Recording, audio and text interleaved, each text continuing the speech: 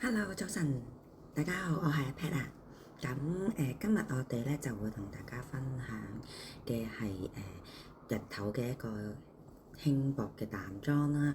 咁我就已經搽晒護膚品嘅啦，咁都搽埋防曬啦。咁唇膏咧我就會先搽咗個底先，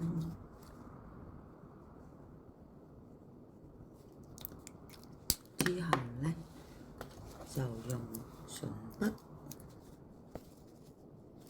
咁今日搽咧就係一個比較鮮嘅紅色，但係我就會用一個方法令到佢搽出嚟個效果咧，係啦，係呢一個嚟嘅，搽出嚟個效果咧就會冇咁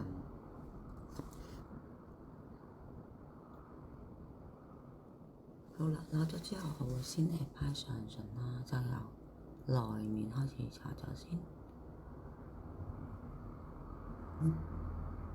OK， 同埋搽下面嘅內，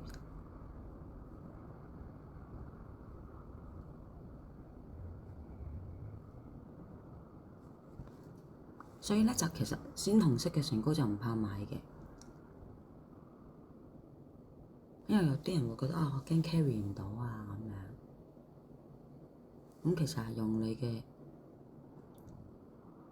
你搽上去嘅技巧係可以搭夠。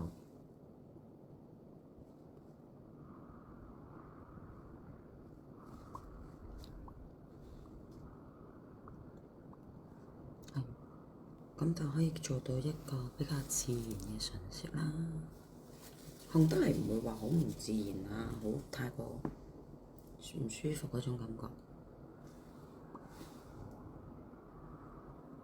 真係做得唔夠均勻嘅啦，可以用手指踢呢個方法踢鬆佢，踢翻自然啲嘅色亦得嘅。OK，所以用嘅份量都好少嘅啫。咁同埋咧，你頭先有冇留意呢個蓋嘅設計係一個磁石嘅方式？我放上去咧，佢係會自己見唔見到？佢係會自己吸咗埋去嘅，係好特別呢個唇膏嘅設計係磁石。咁我哋下次再繼續分享其他護膚同埋化妝嘅小貼士啊！拜拜。